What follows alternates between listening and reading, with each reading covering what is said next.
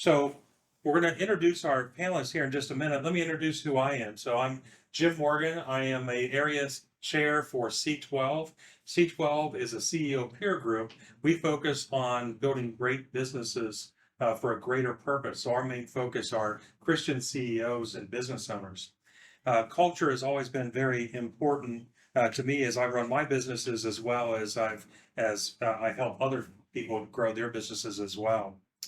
So creating a culture that builds creativity and accelerates growth. We've got on our panel today Mali Papadith,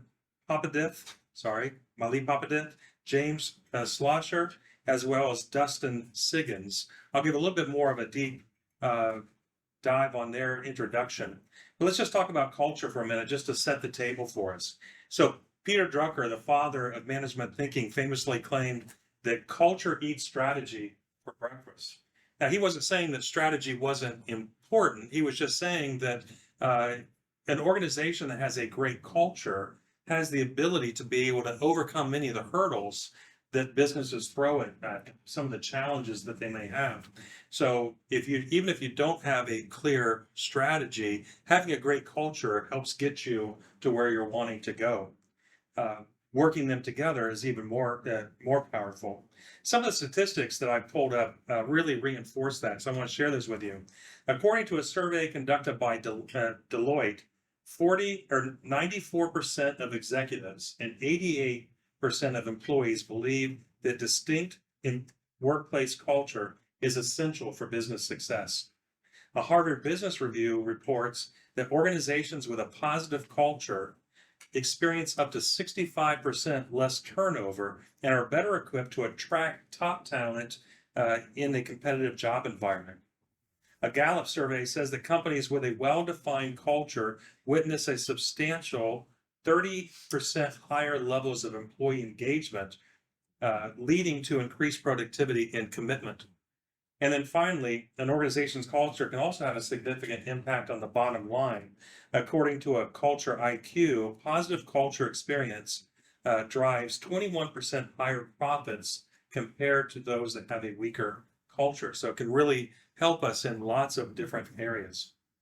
So today I want to go through and introduce our panel and ask them a few questions, and then we're going to open it up to you as well. Really pleased, we're going to start off with Mali Phonpadith. She's a founder and CEO of SOAR Community Network, an organizational development firm helping leaders map their strategic priorities and build C3 cultures where compassionate leaders thrive, cohesive teams drive results, and employees collaborate and innovate effectively. She's a TEDx speaker, 3-time international best-selling author, certified talent optimization leader, and diversity, equity, and inclusion consultant, leadership and staff development trainer, facilitator, and co-founder of SOAR Nebulous, a global resource hub for transcendent leaders. Boy, that's a lot on there, and I've got her small bio. If you ever want to go to her page, there's a lot there. So, Mali, you work with organizations to specifically help them develop their culture. So let's start. What would you say is a quick definition of culture? Definition of culture, excuse me, to me includes the set of norms, shared values, and beliefs that individuals show up and operate within to shape how the organization runs and how they work together. Now, that's generally speaking. Culture is a monster of a concept, and most organizations have not defined what their culture is. Culture is an overarching collective theme of how the company uses a compass that guides their operations. And it's really about the core values. And most organizations have not clearly defined their core values. They choose words. They have these descriptors, but they don't necessarily have consensus from the leadership all the way through on what those words actually mean and how they're defined for that particular organization. I believe that once that happens, that's when they can claim that they actually are intentional about shaping their culture. I love that concept of a true north, but also then having personalized organizational core values that help guide them to that. How important is that in the organizations that you've worked with? What impact has that had? The definition and the consensus from the top of what the core values are, and I like to kind of categorize core values. There are those core values that are non-negotiable. And we have to find out what those non-negotiable core values are, because those core values really becomes the compass that leads you to your North Star. Then there are other values that are important, but that can be flexible because companies evolve, they grow, different phases. And so what I like to challenge our leaders to do is for the higher level organizational core values that shape culture, all of the leadership team, including every individual contributor, co-creates those non-negotiable core values. And then for the other sets of core values that are important, we want to work with different departments, business units, allowing those leaders to also do a mapping of their core values and help those core values align to the non-negotiable ones, the higher level core values. When we do that successfully, that's really when leaders can legitimately say, I have a solid culture. These non-negotiable core values shape and guide the way in which we operate. And every single human that comes to work here, as well as those that touch all stakeholders, understand what those values are. That's really powerful. So you're working with organizations that are probably at different stages of either developing this or even thinking about this. So where do you start? How do you start when you're engaging with someone? Well, the first question I ask is, how would you define your culture? And then most of them just look at me kind of like, well, it's kind of this, there's a little bit of that, but there's no real ownership and pride when they are defining their culture. So oftentimes it's just listening. That's where we start to really understand how long has it been, whether you're a small firm of less than 50 employees, maybe even less than 25 employees, or if you're a large enterprise, how long has it been since you've actually got everyone together at the leadership level and clearly define and come to a consensus on what the culture ought to be? Have you described the ideal culture? Have you mapped it?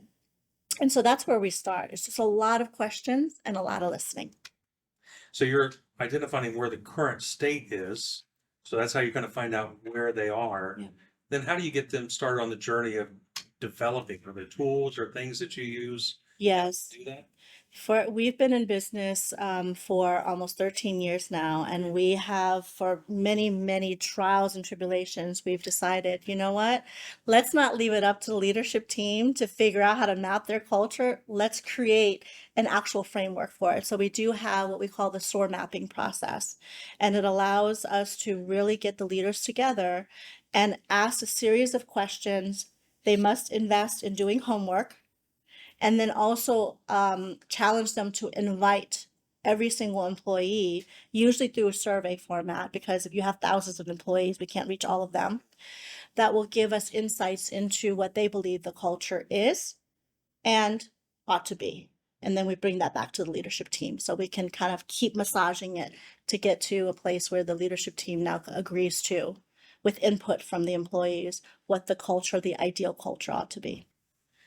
So I imagine that sometimes you have a challenge with them wanting to Google, like, what does good culture mean? What are core values?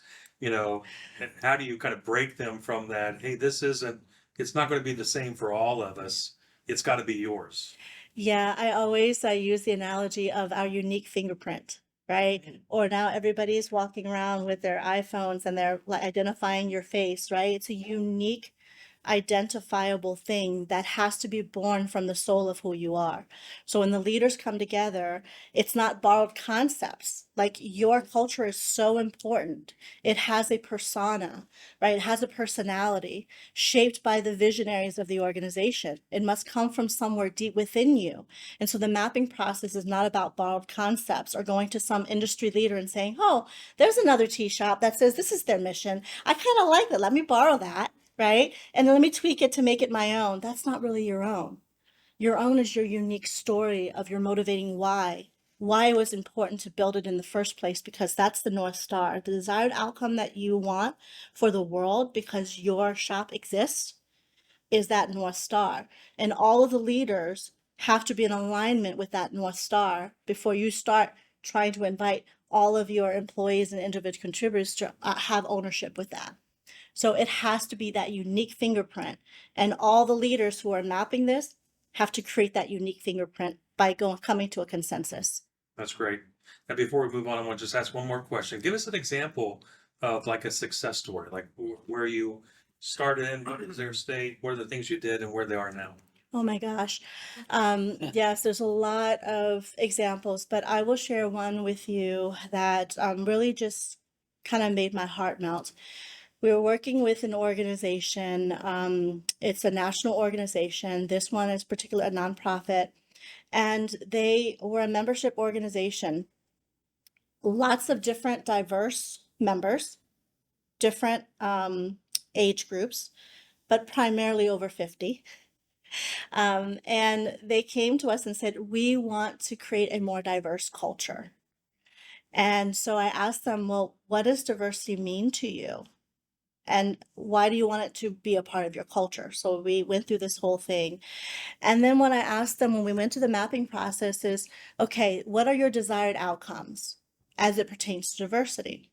So most of the members assumed that if they went through this mapping process, that their mission statement would change. And what we uncovered is that your mission statement, are you still doing the same work you were doing before you hired me? And the answer is absolutely yes. Are you still serving the same people? Do you still have the same intentions to change your community? Yes. So diversity does not belong in your mission statement. Diversity belongs in your non-negotiable core values. Like diversity is how you're going to run your business. It's going to shape your culture. But that when we did the vision and mission mapping, that is not going to change your mission. And the reason why this one was particularly important is when they decided and agreed that the diversity piece was going to be a non-negotiable core value, we had to go a step further. They said to me, Mali, we would like, as a part of our culture to evolve, we would like to have more people of color be a part of our employee base, because most of the folks that were on the team, they were white and they were in the Midwest. And so I asked them, okay, well, if you want folks to come to the office, but you want more people of color, you looking at geographically, is that realistic? Are you asking folks in different communities who don't necessarily look like you to drive 200 miles to the office?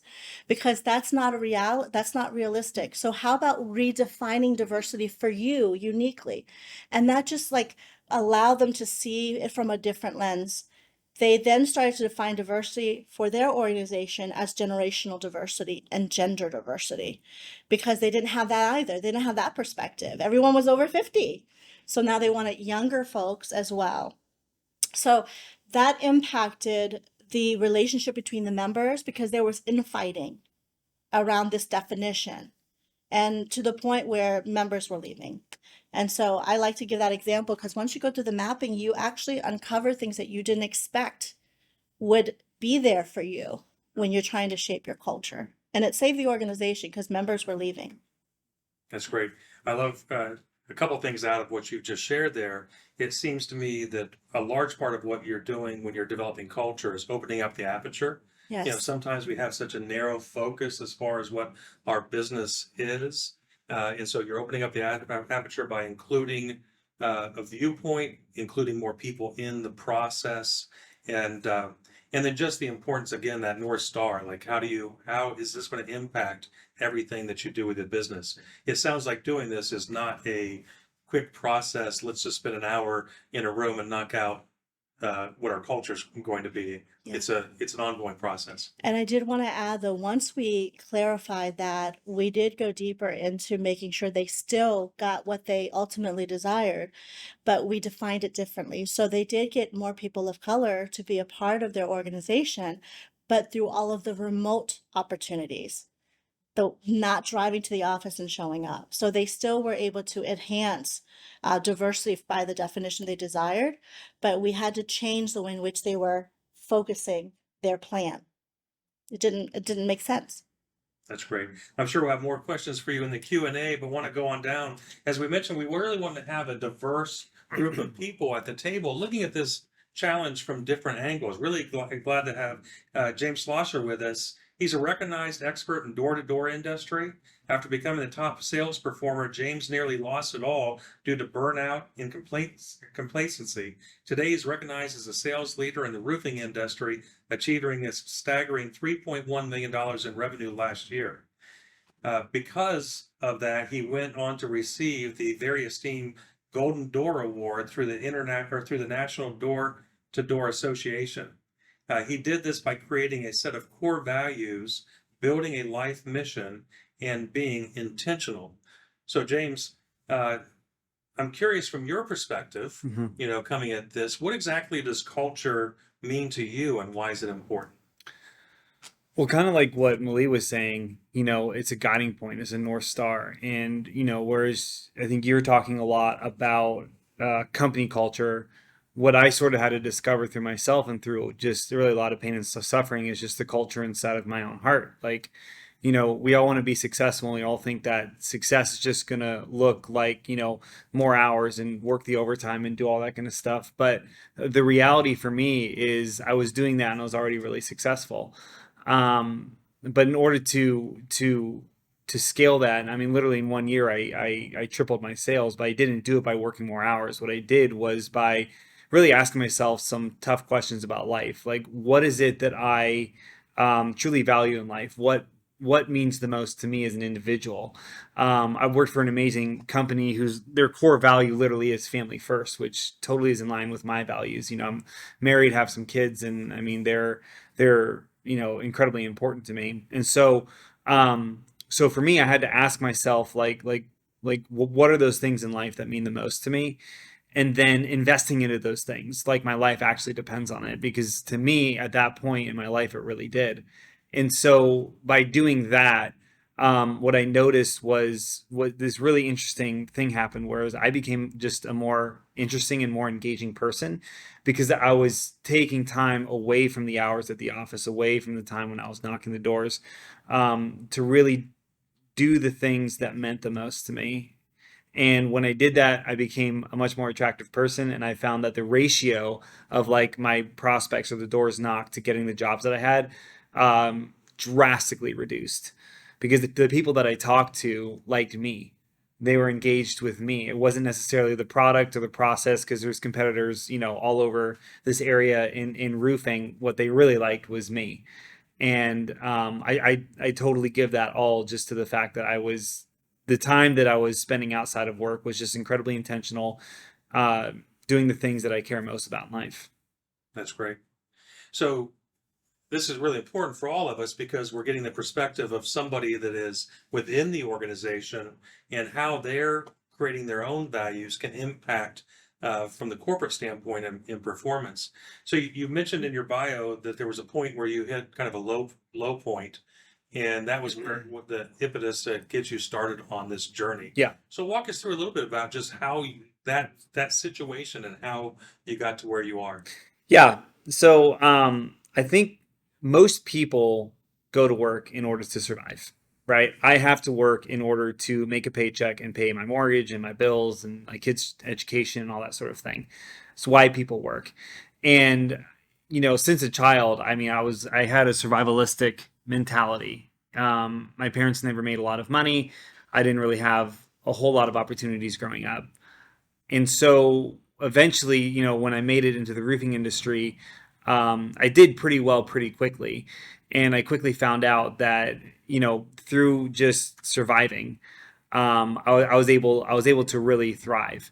So the transition into that was I already had a really good job, was making decent money, but I wanted to go into door to door because I knew a lot of people who were in it.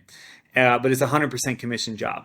So there's no salary that's wiped out from under you. It's you knock doors, and when you get jobs and those roofs go on, that's when you get paid. And it was a big risk. It was a calculated risk, but it was a really big risk. So I went in there, but it was still the survival mentality. Eventually what happened when I did really well, I didn't need to go to work to survive. Like I had fulfilled that. So the question is what do I do? Like my life has always been work, work, work. What do I do now? And that led to complacency because I didn't need to. I was comfortable. For like the first time in my life, I was really comfortable. And then that essentially just led to a depression. And then a really challenging year came in 2021. We essentially almost lost our house and a lot of the things that we owned. And then I remember I think it was like 10 months later, I'm broke. What was really interesting was that I in order to survive, so I'm still in the survival mindset, the survival mentality. So I had to go back out there and just run hard and knock all the doors and work like I was at the beginning.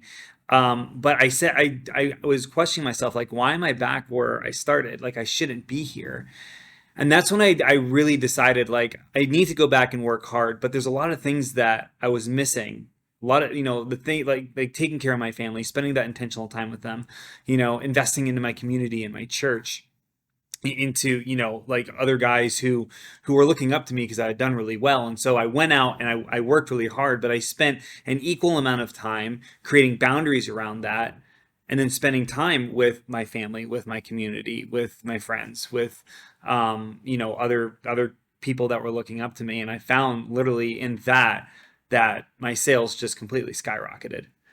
So a lot of what we're hearing around in the industry is that there's people that have a lack of purpose, people that have a lack of identity in many cases. You've gone through that process. Since we're talking about culture, I imagine there was certain things that needed to be aligned with the corporate culture. Yeah. So what did your company do to allow you to identify this? And then was there any friction or anything that needed to be done from an alignment with the organization? That is such a great question. So I was very blessed with my company. So they're a very, very values-based company. I think they went through a lot of what Mali was talking about, and they simply said, hey, look, our companies are family first is number one. Number two is do the right thing every time, all the time.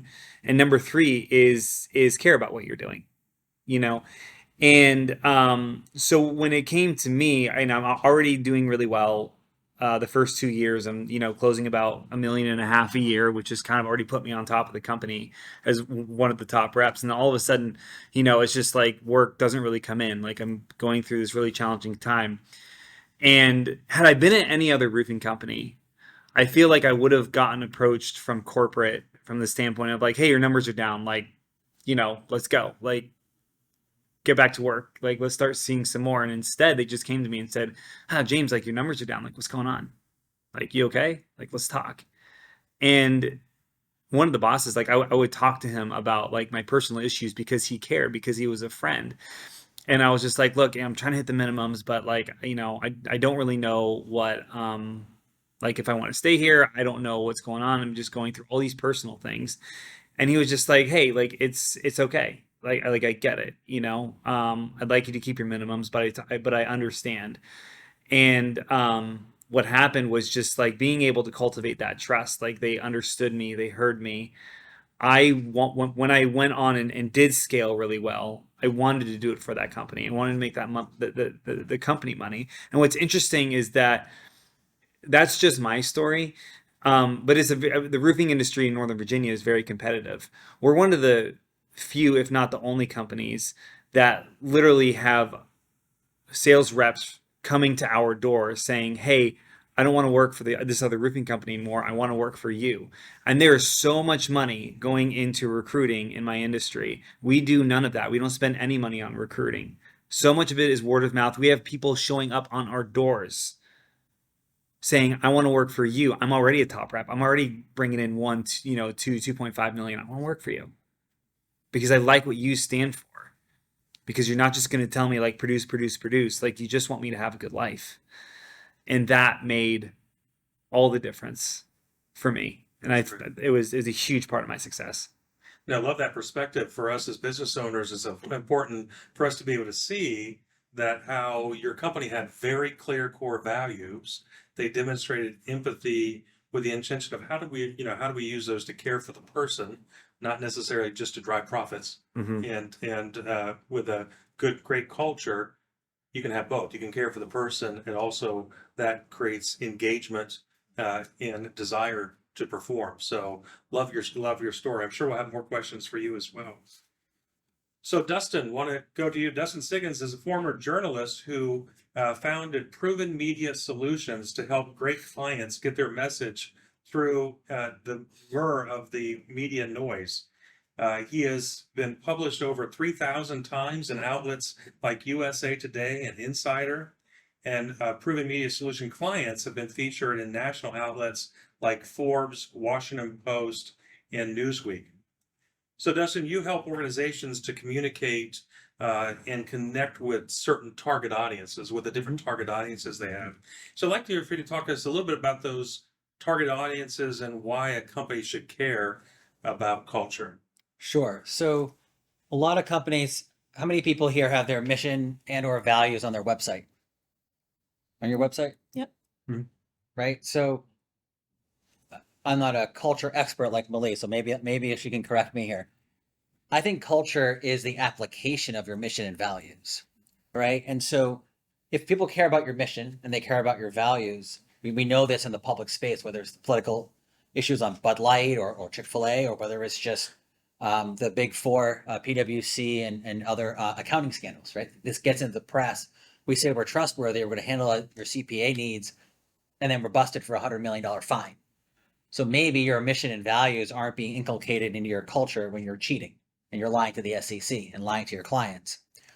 That's bad culture getting into the press. So what we try to help our clients do is something what Peraton did. They weren't a client, but when they went from $1 billion a year company to $7.1 billion through 2 acquisitions in 12 months, their chief communications officer told me how they actually went out of their way to have internal communications and external communications through webinars, through the press, through a lot of different communication styles, because they wanted everyone to know that the culture of Peraton wasn't changing, it was continuing, and that it was just going to become a larger company.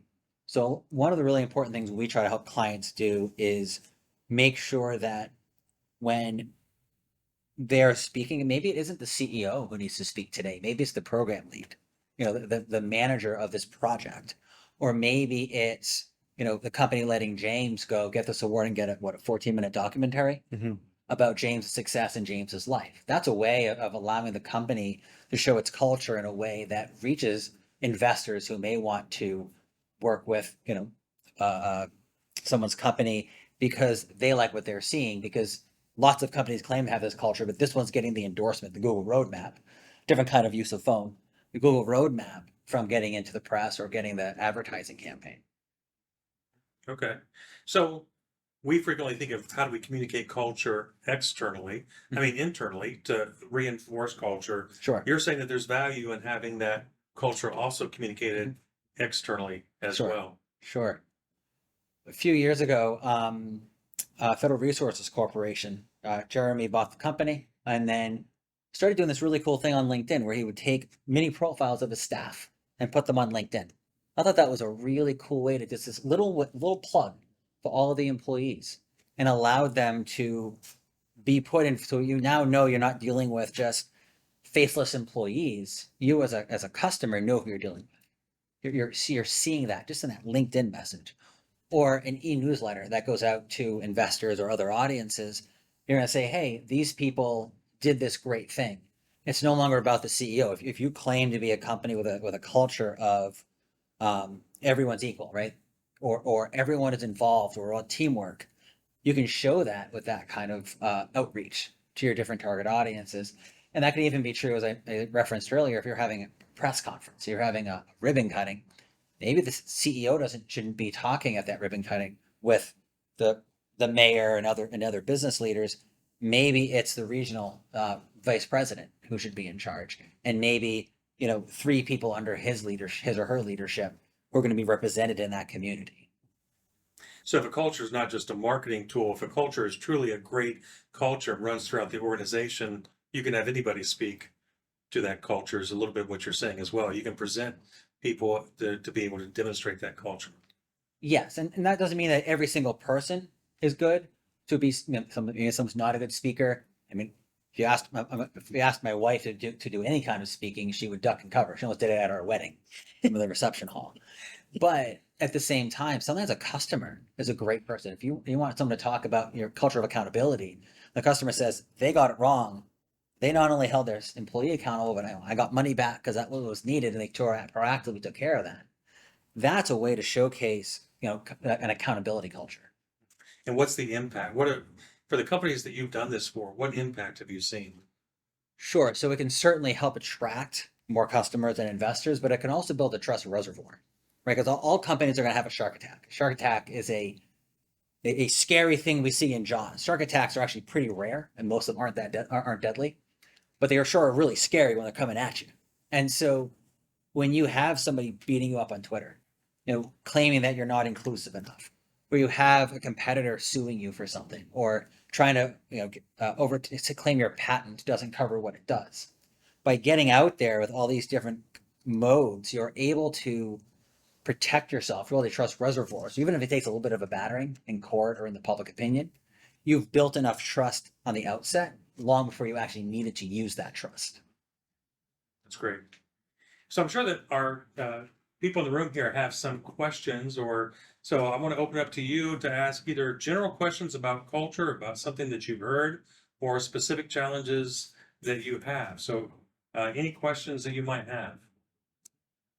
I do for Malie. So, in your experience, what have you found to be the most impactful, and you don't have to go into the mission if you don't want to, but the most impactful shift when you're approaching an organization who's come to you?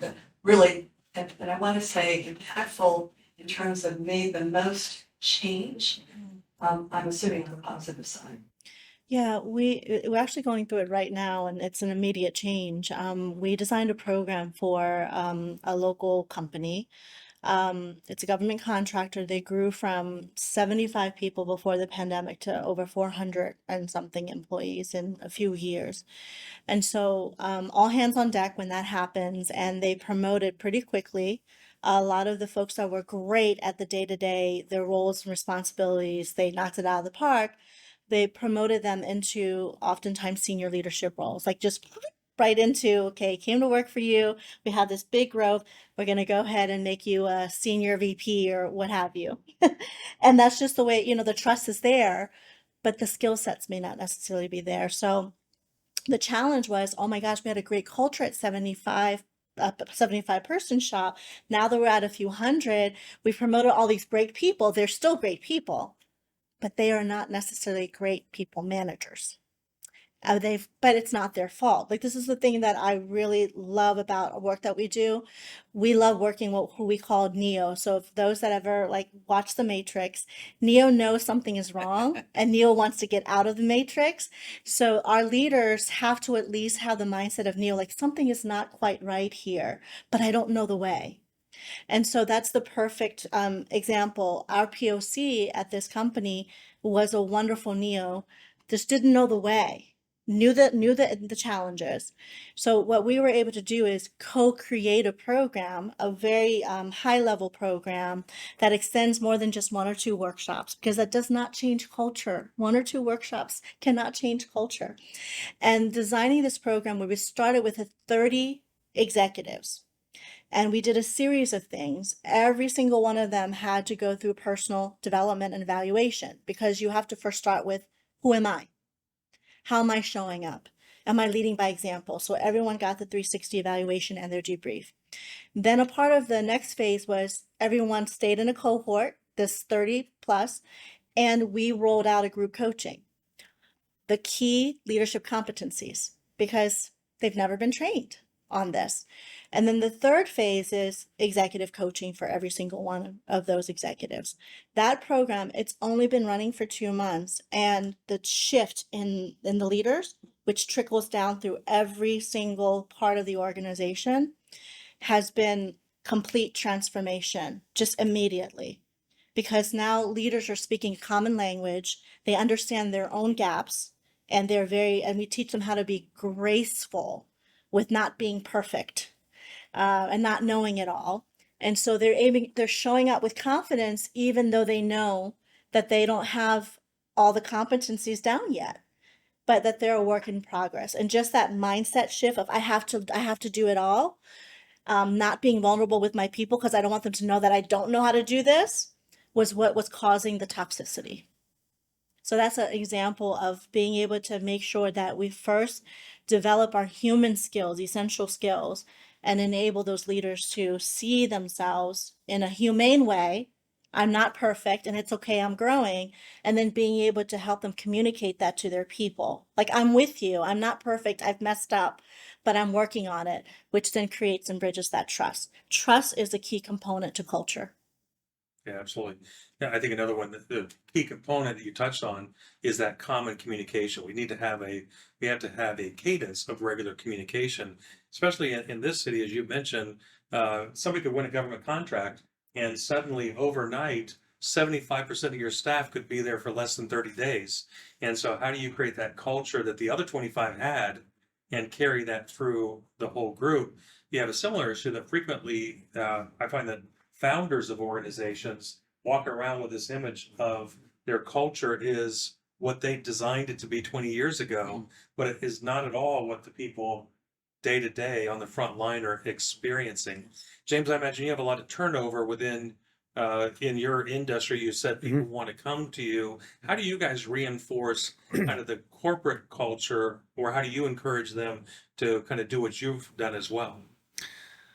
Yeah, I mean, it's really, the company was created, one, because it was a means to an end. Both owners were looking for ways to increase their income with their families that they were growing, and so, I mean, that's really sort of where they came up with that core value of family first. So, I mean, at the end of the day, it's a roofing company. I don't know that there's many people that are very passionate about roofing, right? But what we are passionate about is customer service, and we have a product that we're putting into the market, and we want to serve our customers, and we want, with a 5-star rating every single time is the goal. So, I mean, I would say at the end of the day, what we really want to do is we want people to be able to come in, have an experience, make good money, especially if you're in sales, so that you can live a good life.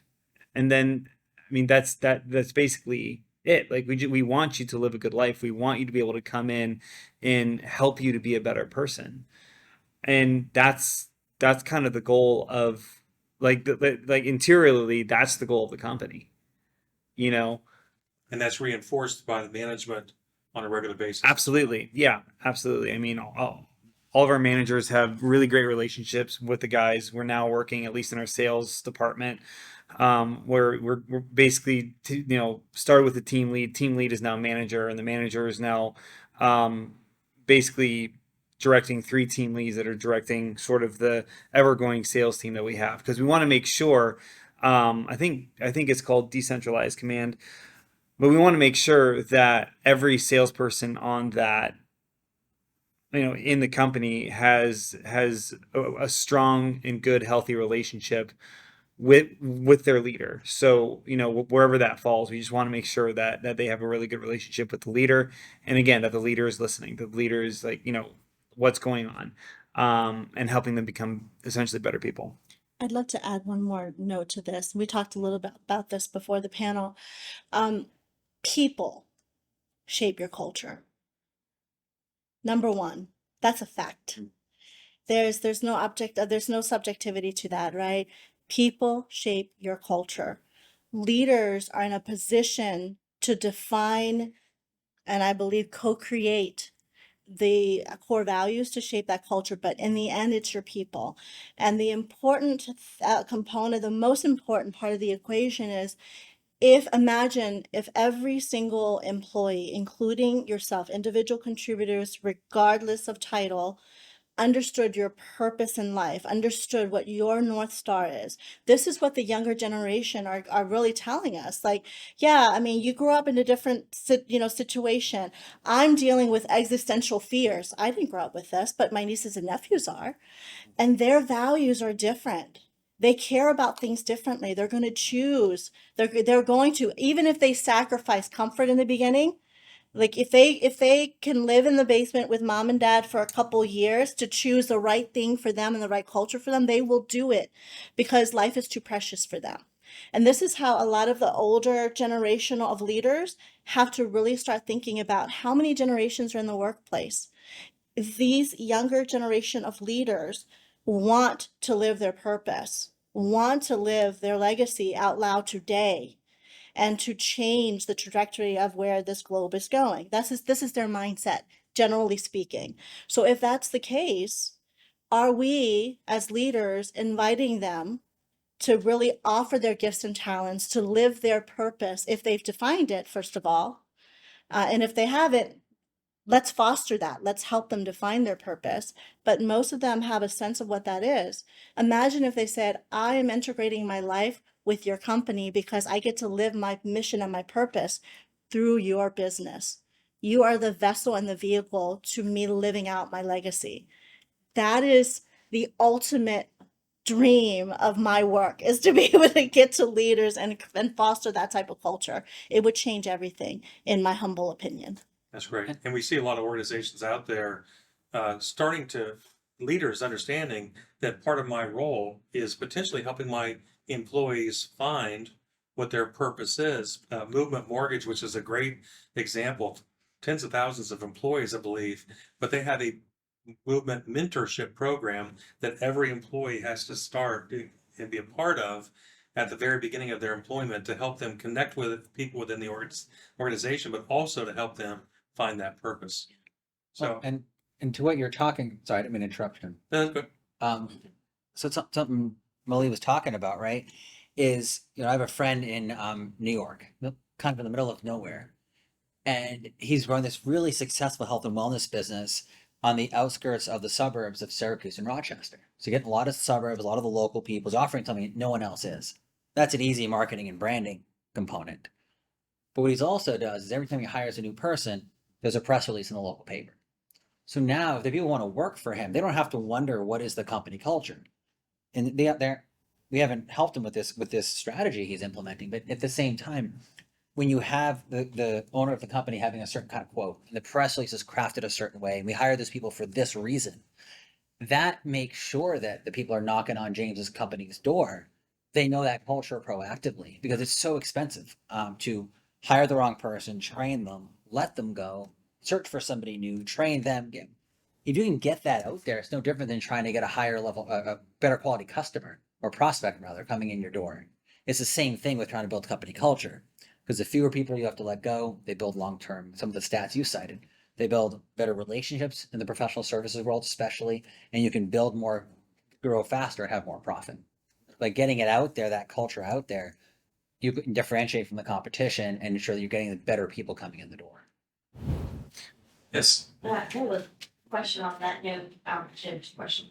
Okay. But, so we talk about culture, and hiring.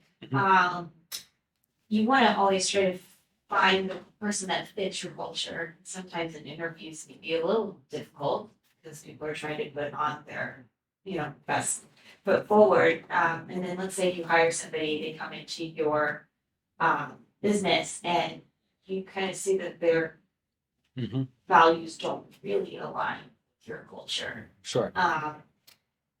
Great example of this is during the pandemic and masks, right? And where, you can implement certain ordinances and stuff that they're just, once you don't have those government mandates or something like that, it's a little bit more difficult.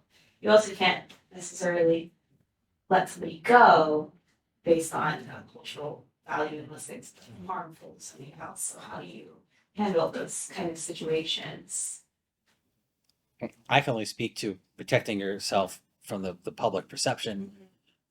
Certainly, there's certain questions I guess you can ask, but again, I'm not a hiring expert, but I think if you can find certain questions that are more, Chris Voss, the former FBI hostage negotiator, has a fantastic book on negotiation, asking the right questions. So maybe that's a book that could be helpful. But also, I think it's also, when you're putting out those values into you said you serve a local community in Reston? Excuse me. So if you're getting into the local press or you're putting things on social media that talk about that without making it more about culture than actually, your value proposition, of course, there's always that balance. But if you talk about that or say, look, with the government mandates coming down, we're so happy that our customers are still coming in wearing masks. Things like that will help people realize when they're coming in the door, this is what you expect to see. But there's what you put out there, and then, the masks were just like an example, but like, let's say, some other value does not align. Sure. It's very, and then you notice, kind of like that shift within your other employees whose their values do align. Sure. Person that's not aligned, and so trying to find a way to, kind of figure out a way to handle that is could be an issue. So Malia, you talked about Yeah. non-negotiables. Mhm. There's probably certain places where this pulls into that. Yeah, absolutely. Thank you for Jim. I was just thinking about that, Rachel, right? Yes. Rachel, a lot of times what we end up finding in terms of hiring and recruiting and then retaining employees is making sure that before you move forward in recruiting someone, that you actually have clear policies around those core values, because those things need to be operationalized, right? So once you have your non-negotiable core values, how can we operationalize them in our policies, in the way in which we onboard, in the conversations we have, and even in the interview process? A lot of times you can't ask certain questions, but you can certainly ask them to share stories, right? Give you examples. So so coming up with the right prompts to help them share with you through their storytelling that will give you a sense of what their values are. And that's a helpful way with you, without you overtly saying, hey, are these your values? And, but it's really about giving them the opportunity to tell you what matters to them. And then you get to decide, oh, does that align with these non-negotiable core values, the way in which it's defining our culture? That's one way to help even before. Now, once you hire someone and they're in there, this is really where a lot of that giving and receiving feedback as a leader comes, like developing those skills and also being able to have honest conversations without breaking any laws or rules and regulations. But this is really where you have to put your coaching hat on. How do you guide this person? They may live these values out differently outside of work, and they have every right to.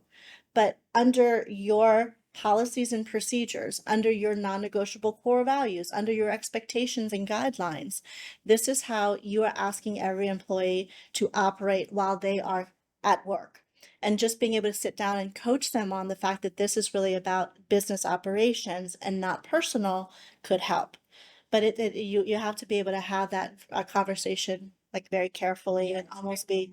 It is. And there's a skill set to it though that can be developed, right? And there's a checklist that you can use to make sure that you don't break any laws or rules by doing so.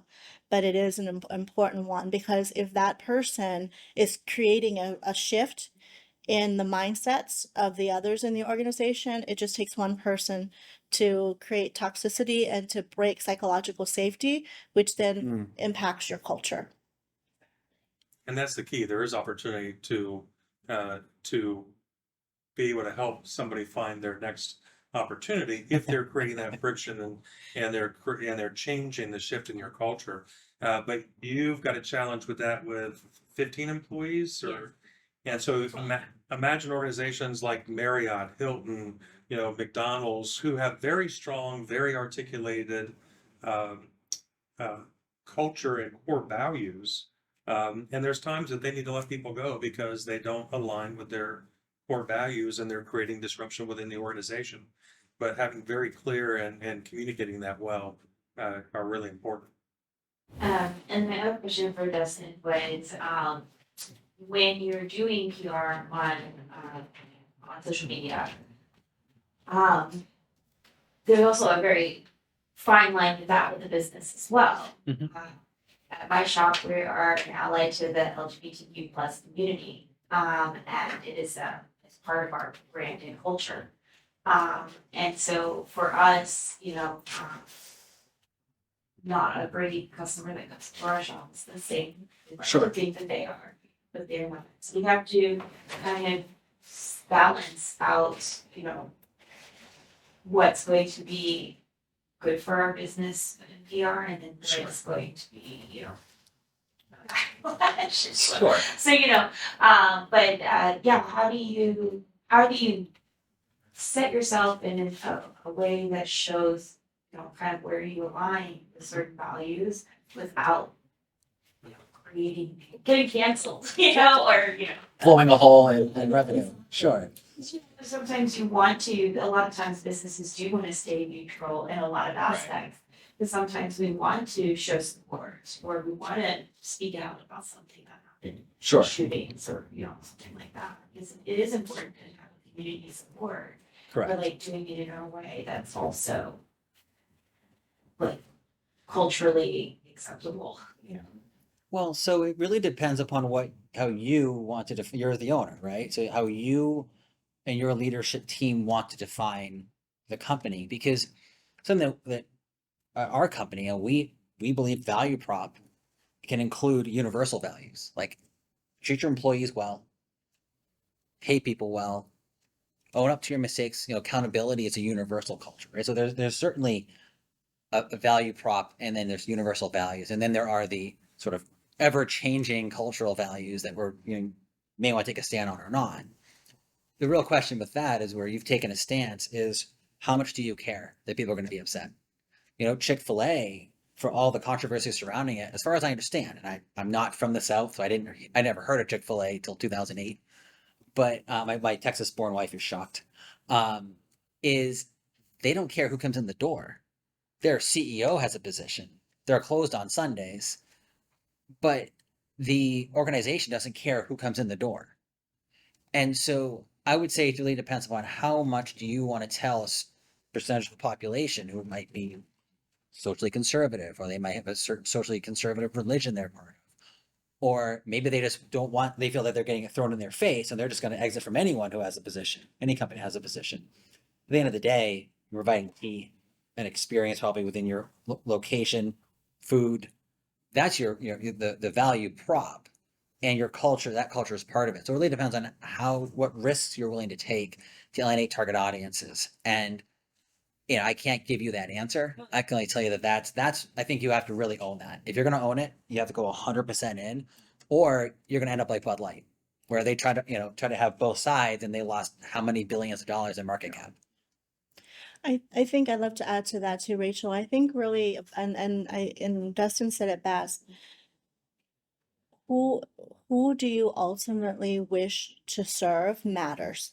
And you're not going to win everyone's hearts. It's just the way that business rolls. And what we find in determining culture and determining non-negotiable values is getting the leaders to come to that consensus. Sometimes it's healthy debates. We're hearing these healthy debates, but at the end of the day, oftentimes when you are really focused on that avatar of your desired audience, you actually get exponential support and exponential growth, because I like to say it's like a box without borders. There's so many folks that have these non-negotiable shared values that you have, that you will be fine. And then you can continue to actually like double down and lean in, right? But you have to have the courage as a leader and communicate this to your employees as well, that they all have to be on board with the courage to stand up for what you as a collective culture believes in.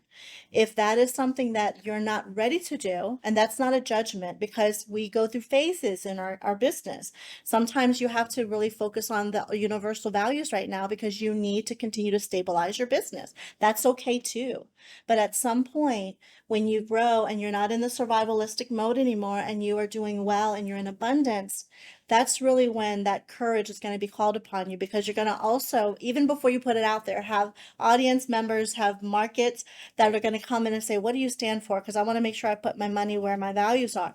That's really when you have to really, with your leadership team, decide, wow, do we want to move forward and put it out there that this is what we stand for, and trust, right? Sometimes it's divine trust, but you want to also have calculated risks. And that calculation is, maybe right now you lead with those universal values, and then you give yourself a timeline of then being able to say, this is what we stand for. That doesn't mean that you don't internally share with your folks what you stand for, but maybe from a PR and messaging, you want to be careful of like phase it out to when you're ready to really go all in to protect you have to look at the whole picture, right? And not judge yourself for it. Like you have to also be a business owner who has to calculate these types of risks. I hope that's helpful. It's good. Yes. I have a question for you, Jane. So first of all, really, thank you for sharing your story. Mhm. I think many salespeople go through slumps at one point or another, right? But how you handle it, obviously, is the difference. You were thinking you were going to leave your organization. They opened up and came to you for support. How key was that for you, and did they actually help you develop, I guess, the internal understanding of what you needed to do to move forward and work through your personal issues? I think a lot of that kind of was just a result of my own personal reflection. Like I had to make that decision. So what the company did do is they heard and they really listened and they really, I mean, offered to help just even on like an emotional level of just like what's going on. Like this is really difficult. And obviously, yeah, you can't focus all the time on work that you usually do. And we get that. Like we understand that. You know, let us know if there's anything we can do to help. And at one point, you know, I did need help with something. So I came and asked them for a, you know, particular thing. And they said, yeah, sure. Like we can help you with that. So that was really huge. As far as the survival to mindset to the abundance mindset, that was something I just sort of had to come to on my own. I think it's something that can definitely be coached and taught and discussed. I didn't really have that particular aspect of it at the company. That was something I had to sort of discover on my own.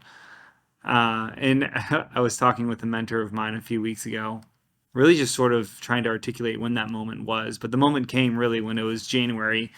I was completely broke and I had to go knock doors in 15-degree weather. And in order to go from door to door, I used a scooter from a buddy of mine. But that's when I decided, like, I don't want to end up back here ever again. I've got to change from being just working to survive to changing the mindset to, like, how can I work in order to give? To show up every day in order that I might give to others, whether that's at work or at home or whatever. That was the mindset shift for me that allowed me, because look, at the end of the day, I hit $1.5 million. I can break it, you know, down the numbers of if I hit that many sales, I'm going to make this amount of money. And I could have stopped there. I could have just said, hey, I'm great. I'm good to go. But I told myself, like, no, keep going. And then I hit 2 million, keep going, 2.5. I'm like, you know what? It's October and I hit 2.5. I can probably get to 3. Let me just keep trying and go to 3 and just have the best year ever. And I did. But I did it because I knew what I could do with that, you know. And since then, I've been able to help out a lot of people. We've have other sales guys at the company. They're like, I'm trying to hit 3 like you, James. And I'm just like, yeah, you know, like keep going at it, but don't obsess about it. Like learn to have those boundaries so that you can invest in the things that actually mean most to you. At the end of the day, like it wasn't about hitting $3 million. It wasn't about the money that I made. It wasn't even about how hard I worked. It's about the intentionality behind it. Like, why was I doing that? You know, when I get to go to the pastor of my church and say, hey, like, here's a donation so that you can go do something good with this. Yeah, and the twofold, really, right? Because not only were you able to help so many other people, but then you also became a go-to for those that needed help from inside your organization. Right. You know, I mean, it's interesting. So I talked with the sales rep recently who's great. He's having a great year, you know, and he's just continuing to go and make it happen and smile on his face at every sales meeting. But he recently went through something really challenging. And I remember thinking to myself, I didn't know who else was doing it. But for me, I was just like, he's doing really well right now. But I know there's a lot going on in the background. I'm going to go talk to him right now and, like, you know, just ask him what's going on. Have a conversation with him about it now and see if I can help lift him up in that area. You know, because the money and the sales and the jobs, those are only going to last for a time, you know, and that can quickly, you know, just tailspin and go to burnout, you know, when the personal life stuff just You said continues the to build second and core build. value was do the right thing always. Yeah. So great example of how that core value continues on the way down, even for you, pulling that gentleman aside or woman aside to talk to them about the challenges they're having. Yeah. That's a great example. Total paying it forward. Yeah. Yeah. So I have one final question, which is what are the biggest obstacles that you guys have seen as far as in this journey? So what are the things that can get in the way of an organization as they're trying to establish and improve culture? There's a balance between just talking about culture and again those ways that are always shifting and those universal values in your value prop. I think the most effective messaging weaves them all in together, because Chick-fil-A, again, it's socially conservative leadership. I believe that they have by a lot. As of 2 years ago, they were the #1 company for fast food restaurants for dollars earned per location, by a lot. I think they were 25% larger than McDonald's per location, and they were the most polite restaurant. I mean, they're expanding. They're not just in the South. They're all over the country, right? They're going into places where people are more socially liberal, and they're succeeding. And I think that's because their value prop is whatever their value prop is, because I don't eat at Chick-fil-A. But their value prop, ties into their universal values of being polite, treating everybody well, finding good quality food, and that is all inculcated together. Saying my pleasure. Thank you. That's the So we're right at time, but I want to make sure that any final thoughts from our panel before, and then we certainly will have time if anybody wants to stay and answer questions after. Any other thoughts from the panel that you want to share? I'd like to answer your question about one Yes. of the biggest challenges that we've seen at SOAR with our clients is really a lot of it has to do with alignment. Just alignment of what the leadership believes to be the mission, vision, the North Star, and how they're going to operate, and what's actually happening on the ground.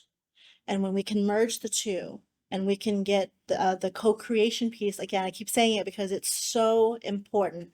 If we can hear from our own people what's happening and really listen, and then not only take surveys, because so many people are sick of surveys, but really commit to, as we take this survey, we are committed. We're going to put our dollars, we're going to put our energy, our time, our physical presence. We're going to show up at the locations. Like this has to from top down. We are going to work on aligning what you need with our mission and with what our clients need. That has to happen, right? That alignment piece is the reason why culture issues are so predominant right now. People don't have clarity of why am I here? What am I doing this for? And that's, I think, if we can get to that, we'll be in better shape in the workplaces. That's great. Every business owner wants to do two things. They want to grow and they want to scale. And that's kind of the key to growth. And I agree with you. The biggest challenge in both of those sides is frequently alignment. So great. Well, thank you very much for all of your time. We appreciate you joining us. And thank you for our families. Thank you.